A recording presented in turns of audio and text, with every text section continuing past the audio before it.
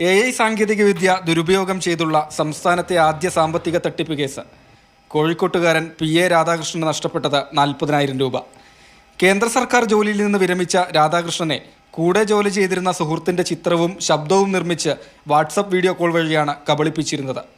പ്രതികൾക്ക് വിലങ്ങിടാനും നഷ്ടപ്പെട്ട തുക തിരിച്ചുപിടിക്കാനും കഴിഞ്ഞത് പോലീസിന്റെ മിടുക്ക്.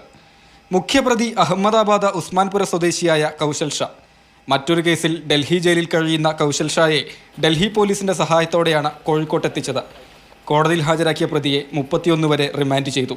കേസിൽ നേരത്തെ അറസ്റ്റിലായ മഹാരാഷ്ട്ര സ്വദേശികളായ അമരീഷ് അശോക് പാട്ടീൽ, സിദ്ധേഷ് ആനന്ദ് എന്നിവരിൽ നിന്നാണ് കൗശൽ ഷാ ഡൽഹി ജയിലിലാണെന്ന വിവരം പോലീസിന് കിട്ടിയത്. ഇയാൾ നേപ്പാളിലേക്ക് കടന്നുവെന്ന സംശയത്തിലായിരുന്നു പോലീസ് അതുവരെ. നമ്മളറിവിൽ ഇന്ത്യയിൽ തന്നെ ഫസ്റ്റ് AI തട്ടിപ്പ് കേസാണ് ഇത് രജിസ്റ്റർ ചെയ്തിരിക്കുന്നത്. നമുക്ക് പ്രതിനെ ഐഡൻറ്റിഫൈ ചെയ്യാൻ പറ്റിയിരുന്നെങ്കിലും ഇപ്പോഴാണ് നമ്മൾ അറസ്റ്റ് ചെയ്ത് കേരളത്തിലേക്ക് കൊണ്ടുവരാൻ വേണ്ടി പറ്റിയത്.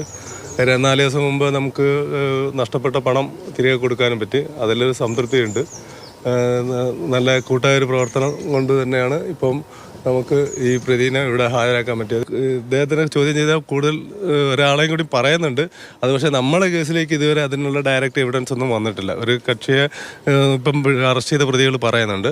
പ്രതിയെ 3 ദിവസം ചോദ്യം ചെയ്യുന്നതിലൂടെ തട്ടിപ്പിന്റെ കൂടുതൽ ഉള്ളറകൾ തുറക്കാൻ കഴിയുമെന്ന പ്രതീക്ഷയിലാണ് പോലീസ്. തട്ടിയെടുത്ത പണം കൗശൽ ഷായുടെ പേരിലുള്ള അക്കൗണ്ടിലേക്കും തുടർന്ന് ഗോവ ആസ്ഥാനമായ ഗെയിമിംഗ് പ്ലാറ്റ്ഫോമിന്റെ പേരിലുള്ള അക്കൗണ്ടിലേക്കുമാണ് എത്തിയിരുന്നത്. നേരത്തെ അറസ്റ്റിലായ പ്രതികളിൽ നിന്ന് 30-ലധികം സിം കാർഡുകളും 6 മൊബൈൽ ഫോണുകളും 10-ലധികം ATM കാർഡുകളും ബാങ്ക് ചെക്ക് ബുക്കുകളും പോലീസ് കണ്ടെടുത്തിരുന്നു. കഴിഞ്ഞ ജൂലൈയിലാണ് രാധാകൃഷ്ണനെ പ്രതികൾ തട്ടിപ്പിനിരയാക്കിയത്. മാതൃഭൂമി ന്യൂസ്, കോഴിക്കോട്.